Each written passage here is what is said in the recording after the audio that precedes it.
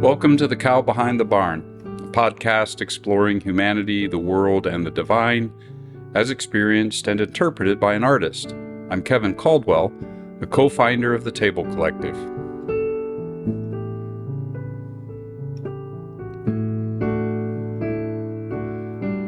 What is really real, and what is it like? What's the world made of, and what are we made of? As I watch my grandchildren get older, I realize my questions are not that different from theirs. They're figuring out things like Santa Claus, and that begs questions about what's real and what isn't. Santa's actually a great example because there's a bit of myth, a lot of legend, and some history all wrapped up in how Santa became such a big deal. So they're asking ontological questions. The other day, one of my grandsons said, "I'm sorry you're getting old and that you have an owie." And then came the big one, "When are you going to die?" He was 4 when he asked me that. So they're asking existential questions. And what's the point? What does this have to do with the podcast? Well, first, I started this podcast like this because I worry that sometimes my recaps might get monotonous for any of you who listen every week. And I don't want to not do a recap because there's also new people almost every week. So I wanted to mix things up a bit. Ergo, grandkids and ontology and existential stuff. At the same time, asking about what is really real is just another way to express the questions that have driven the journey that this podcast has become for me as I explore how to answer where and when did I begin. What does where and when and I even mean? What's real, really? What is real really like? Almost 30 episodes, being on the trail of where and when did I begin, has brought me to the place of describing reality in terms of quantum entanglement as a primary element in the nature of the cosmos, or where, memory as our primary way of experiencing time, so when, and empathy as the fundamental ingredient in the nature of both small c and big C consciousness, the I in my where and when did I begin question. Which means I'm asking whether empathy is at the core of how I understand the nature of the divine. Now, in this episode, I plan to include insights about all of this from the Gita and from Lao Tzu. That seems fitting because in the previous episode I was in the world of Buddhism, and turning now to these fellow Eastern heritages seems a natural step. While looking at how the Buddha might see this, I explored what are called the 4 Brahma Viharas. These 4 qualities paint a picture of reality as compassion, empathy, sympathetic joy, and equanimity. I made the observation that these 4 seem to represent what is truly real for the Buddha, though whether he would have understood reality in the sense of a divine being is a whole other question. According to mainstream Buddhism, he did not see things that way, which is one reason I began with the Buddha. I wanted to begin from a non-theistic or even atheistic approach to the nature of reality, and the question of whether empathy factored into that understanding or not. Atheism, of course, is the view that there's no supreme divine being. On the other end of the spectrum, pantheism is the view that the divine being is all there is. So I think it'd be interesting to go from the non-theist world of the Buddha to the Gita now, which in popular and overly simplistic terms represents a pantheistic worldview. So what does the Gita have to say about my theory that empathy might be at the heart of what is really real? Let me allow the Gita to speak for itself. The Bhagavad Gita emphasizes empathy and compassion in several places. In the 12th chapter, the 13th and 14th verses, Krishna says, "Those devotees are very dear to me who are free from malice towards all living beings, who are friendly and compassionate. They're free from attachment to possessions and the self, equally composed when experiencing happiness or distress, and always forgiving." In this statement, this verse, these verses from the Gita, there's echoes of the 4 Brahma Viharas that we discussed when looking at the Buddha. Chapter 16, verses 1 to 3, records Krishna's description of saintly virtues, which paint a picture, he says, of the divine nature. He says, fearlessness, purity of mind, steadfastness in spiritual knowledge, charity, control of the senses, sacrifice, study of the sacred books, austerity, straightforwardness, nonviolence, truthfulness, absence of anger, renunciation, peacefulness, restraint from fault-finding, compassion towards all living beings, absence of covetousness, gentleness, modesty, lack of fickleness, vigor, forgiveness, fortitude, cleanliness, bearing enmity towards none, and absence of vanity. I feel like I need to take a deep breath after that list. These are important passages, these two that we've looked at, in describing the kind of moral and spiritual character the Gita holds up as the ideal for human beings to pursue and cultivate. However, empathy is not really transparent in those descriptions. However, in the 6th chapter, the 32nd verse, Krishna tells Arjuna that the character to emulate is the person who, quote, puts themselves in the place of others at all times, and seeing their own identity with the other, is able to experience their pain and their pleasure.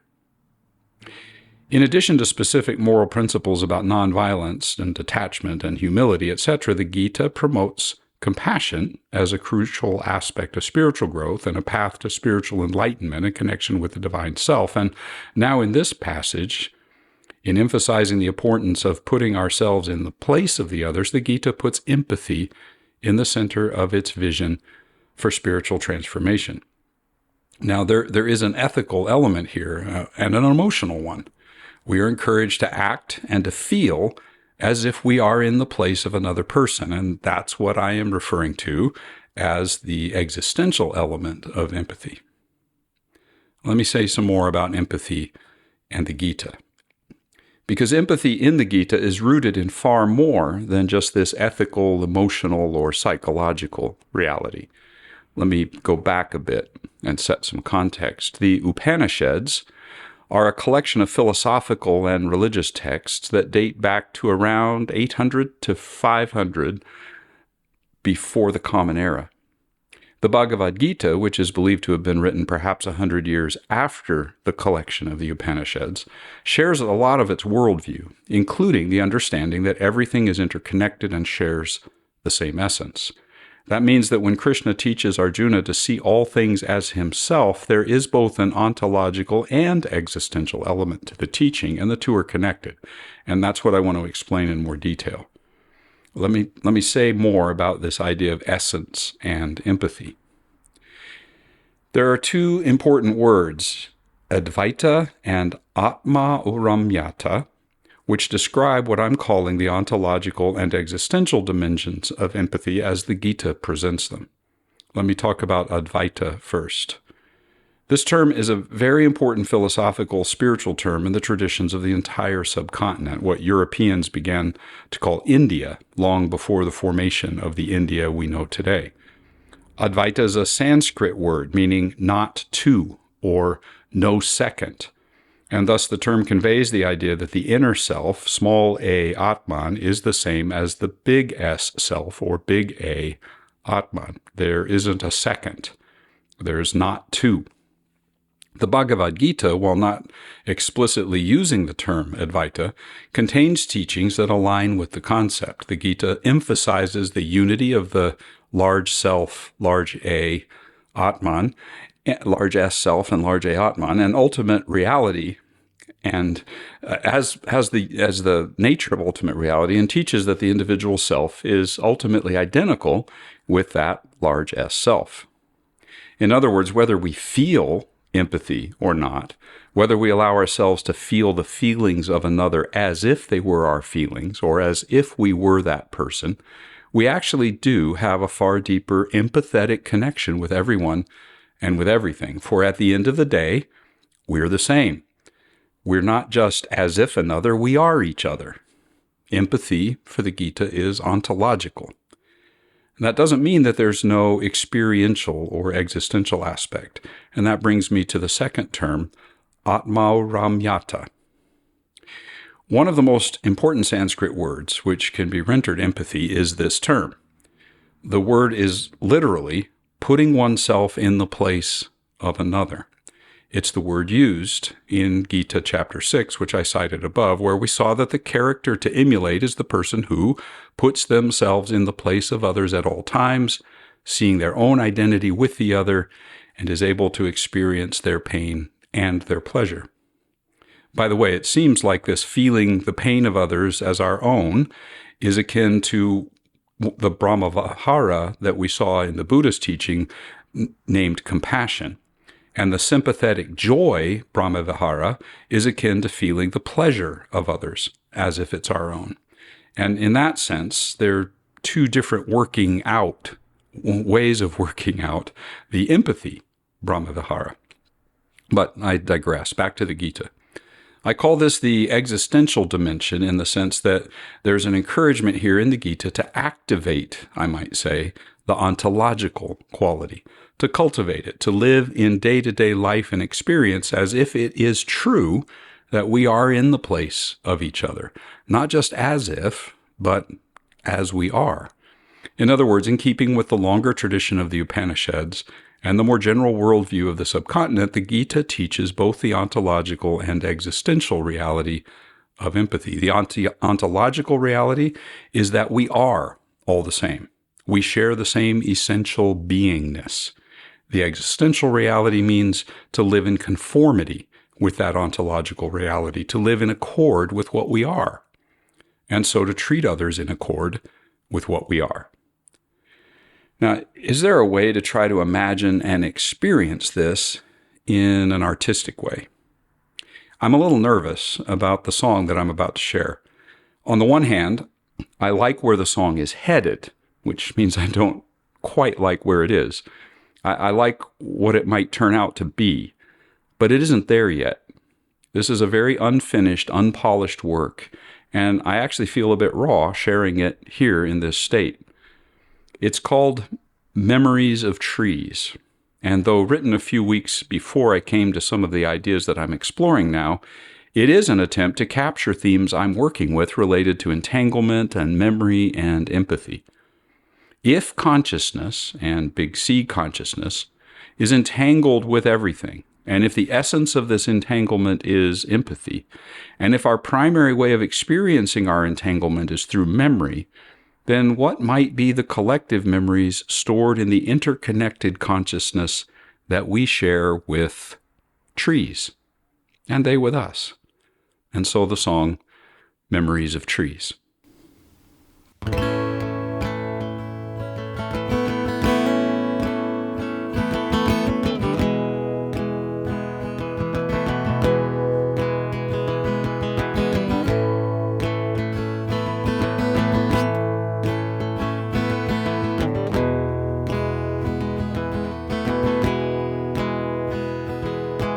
Memories of trees are stored in ancient circles that are curling. Wheels upon wheels of stories, unseen growth rings are unfurling. Trees measure out their lives, concentric, passing years and days. Pattern of circles that shrinks and swells, seasons of dry and rain. Memories of trees record the echoed laughter of the voices of the ones who made their plans, leaf shade dancing on their faces.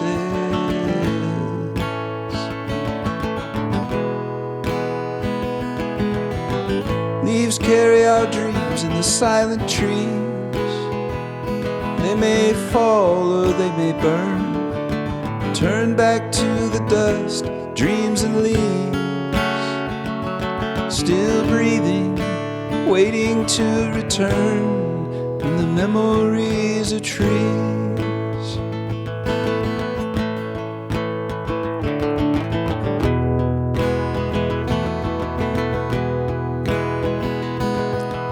Memories of trees lean down to catch every eager whispered word, turn them into the flowing sap with all the voices they have heard.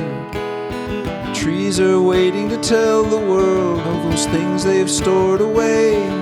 They embrace place our songs within their rings, holding all we used to say. Memories of trees are swelling, shrinking, wide and narrow, distilled into their amber sap to record a new tomorrow.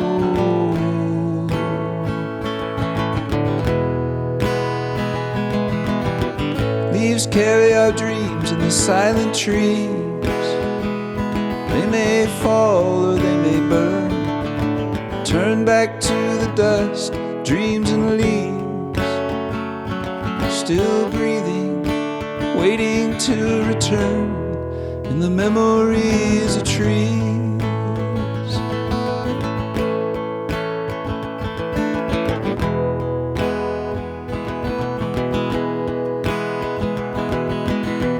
Leaves carry our dreams in the silent trees.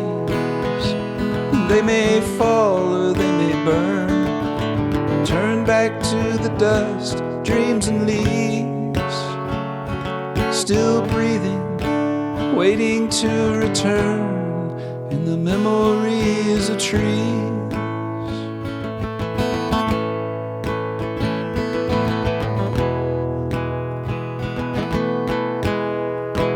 Memories of trees.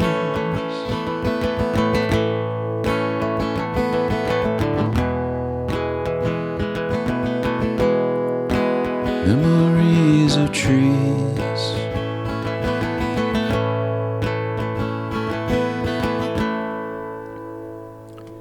Now, perhaps one way to seek to experience this today would be to place ourselves near a tree and imagine that it contains in its rings the collective memories of others, other things, animals, birds, people, and now yours. And you, in turn, receiving and giving in connection with the tree. In fact, that's where I'm going to go now, outside to find a tree. Well, at least right now in the sense of when I was crafting those notes. So I want you to imagine that I've stepped outside and now I'm sitting back down after a pause, which I actually did when I was writing, but not now as I'm recording. To put the Gita's worldview in my own turn of phrase, in the Gita, I'm not just me, and you are not just you. We are each other. If we allow ourselves to not only think this way, but also feel this way and act this way, then empathy is inescapable. Well, what about Lao Tzu and Taoism and all of this? The Tao Te Ching doesn't explicitly use the word empathy. Several passages touch upon the theme of compassion. In fact, compassion is one of the three great treasures that Lao Tzu identifies. Sometimes these are rendered as pity and frugality and humility, those three. In Derek Lynn's translation, they are referred to as compassion, conservation, and not daring to be ahead. A little bit of an awkward phrase, but you can see he's trying to capture things that are difficult to translate. Be that as it may, here's the passage. Lao Tzu says, in his poem, I have three treasures. I hold on to them and protect them. The first is called compassion. The second is called conservation. The third is called not daring to be ahead in the world. Compassionate and thus able to have courage, conserving and thus able to reach widely, not daring to be ahead in the world and thus able to assume leadership. If one fights with compassion, there is victory. Heaven will save them and guard them with compassion. You can see some of the paradoxical nature of Lao Tzu's teaching in that passage. Now, as I've shared already, the way that I'm exploring the concept of empathy leads me to see it differently than just compassion. Compassion is a sense of care, concern, mercy, tenderness towards another, or even with another, even alongside them. But I'm looking at empathy in the sense of feeling what another feels as if I am that other person or being. The fact that Lao Tzu does not use the word empathy, however, doesn't mean the Tao Te Ching has nothing to say on the question. One of the main themes of Lao Tzu's poem is that everything is interconnected with and by what he calls the Tao. Everything flows from, flows in, and with the Tao, the way. In other words, there is an ontological element to our interconnectedness. According to Lao Tzu, we can elect to live in disharmony with that ontological reality of who we are. We can go against the Tao, which means we can choose to go against nature by living and thinking and acting in ways that are out of sync with the natural essence of all things, including being out of sync with our own essence as human beings, which implies we can do the reverse as well. We can cultivate being in harmony. That's existential. The mysterious way that the Tao is the source and inner reality and flow of all things is captured in the opening stanza of Lao Tzu's poem. Quote, "The way that can be walked is not the eternal way. The name that can be named is not the eternal name. The nameless is the beginning of heaven and earth. The named is the mother of all the distinct separate things. Therefore, free from desire, you see the mystery. Full of desire, you see manifestations. These two have the same origin but differ in name. That is the secret of secrets, the gate to all mysteries." End quote. This way of seeing interconnectedness is closely related to how I'm speaking of empathy as a key element or ingredient in ultimate reality, or source, or the divine, the ontological side of this. It's also similar to what we outlined previously about the Gita's way of seeing all things and what I referred to, again, as the ontological aspect of empathy in the Gita. According to the Gita, you and I are each other, as we noted. We're each other's selves, since in the Gita, every self, small s, is ultimately not merely connected with large S self, but is one with, the same as, that self. For the Tao Te Ching, the interconnection and the inner nature of what we are and what is within us, and what it is within us that is connected with each other and with all things, is mysterious and undefinable, ineffable. And yet it's true. As we saw in stanza 1 and noted in prior episodes, if we can name something, it's not the thing we're naming. The Tao is beyond definition, but the Tao is real. It is what truly is, ontological. In addition to the way that the Tao Te Ching presents an ontological basis for interconnection and thus ontological empathy, in my terms, Lao Tzu's poem also points to an existential dimension, namely that by intentionally cultivating alignment and harmony with the Tao, we can cultivate what I'm calling the ontological interconnection. Other Taoist principles like Wu Wei, or effortless action, and Ziran, which is the idea of naturalness, come into play here, for these encourage us to align with the Tao by fostering a state of awareness and action that can lead to greater compassion. Indeed, one of the most frequently mentioned ways to cultivate existential alignment in the Tao Te Ching is to cultivate compassion for all beings. That existential compassion is rooted in our interconnection with the Tao. In other words, with what I'm calling, again, ontological empathy.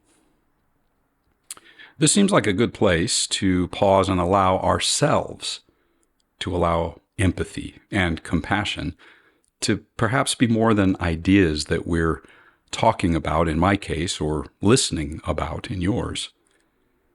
Imagine for a moment if we actually saw the entire cosmos rooted in empathy in its very being.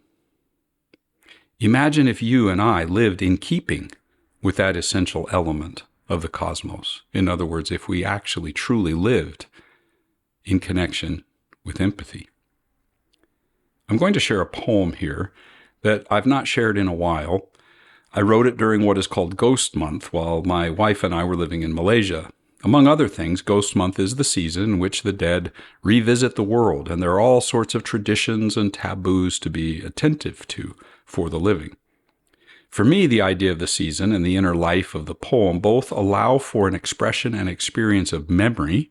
So here, for example, memory of lost loved ones and family members, and entanglement, our interconnected ways of sharing the universe, including beyond death, and empathy and compassion towards the dead, perhaps even on their part towards us. To me, it's a chance for healing, a healing that is rooted in this interconnected, entangled empathy. So here is the poem, Ghost Month.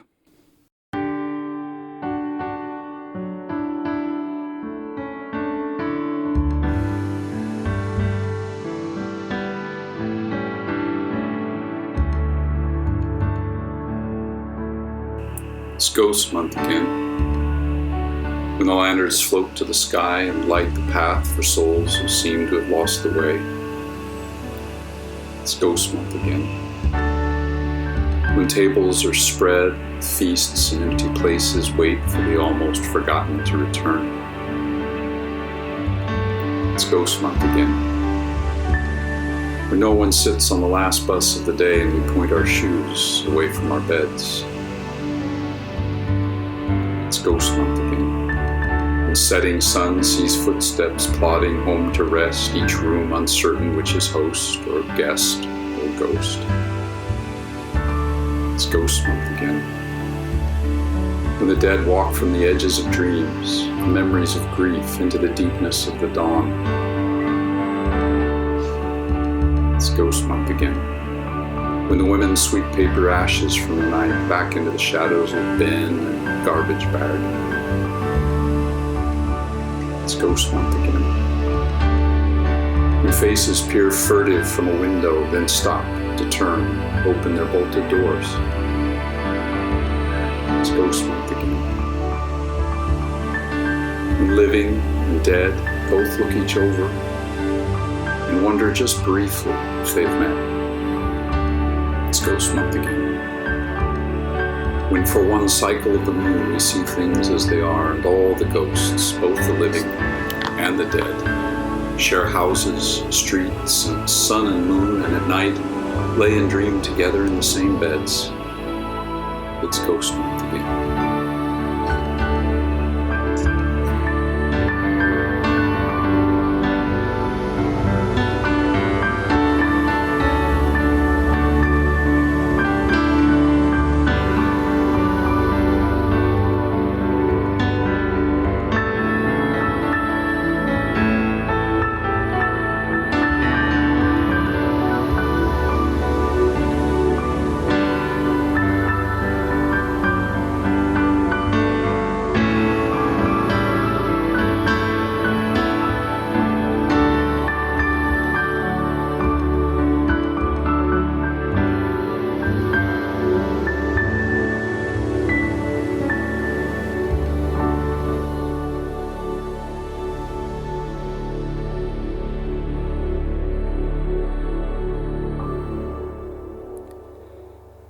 Now, as I sit with that poem here again, I'm trying to imagine which ghost, as it were, I might need to visit with, set a place for at the table, and talk with.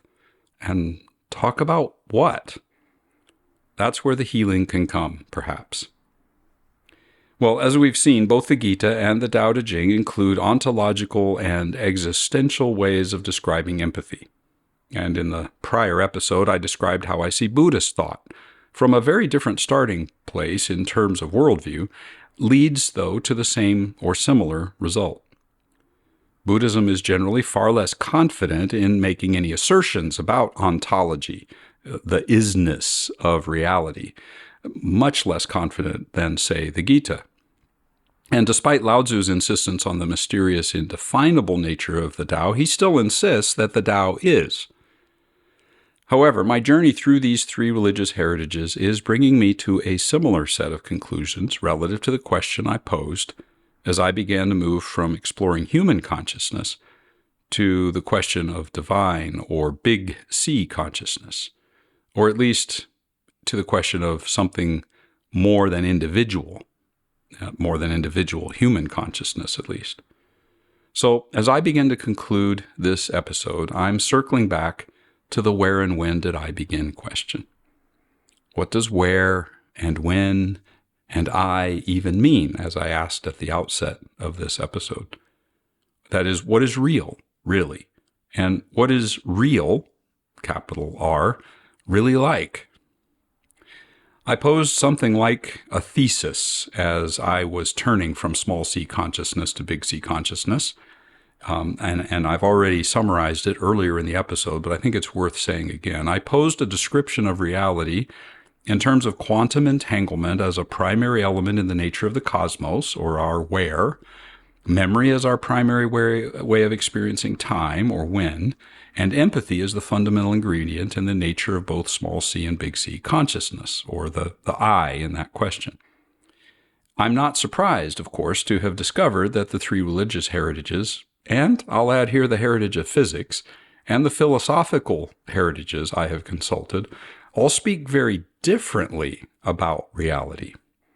They speak in different languages, and I use language here both in the linguistic sense of literally other languages, in German, French, Italian, English, etc., Sanskrit and Pali and all sorts of Chinese. So in the literal linguistic sense, they speak in different languages, but also in the sense of employing very different vocabularies and concepts, different cognitive understandings and insights. Even so, I see a consistent framework, so far at least, that provides for me support at a deep level for my suggestion that empathy might be at the core of how I understand the nature of reality. And for me, that also includes the nature of the divine. Physics speaks of the entanglement and the ways that particles interact with each other. And I wonder if that's a scientific explanation of our empathetic interconnection. The Buddha and the Gita and the Tao Te Ching refer to what, in Buddha's words, are the divine abidings, the Brahmaviharas. In the Gita's terminology, the self. And in the Tao Te Ching, the way, or the Tao. I'm seeing these as different ways of describing the same thing.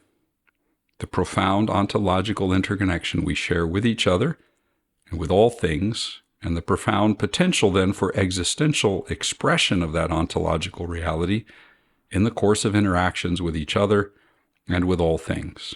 In other words, through empathy.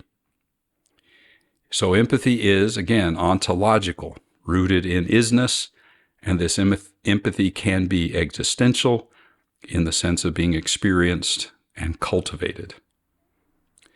I'm going to repeat some questions that I shared before when I asked us to pause and let this be more than just a sort of rational cognitive exercise of me speaking and you listening. Imagine if we saw the entire cosmos rooted in empathy in its very being. Imagine if you and I lived in keeping with that essential element of the cosmos. Personally, I want to spend time with that in quietness, and I hope you do as well. And after I do that, there are still a few other stops to make, namely, initially, the so-called Western religious world, or the Judeo-Christian Islamic religious heritages, and I need to get to work on that. So, until next time.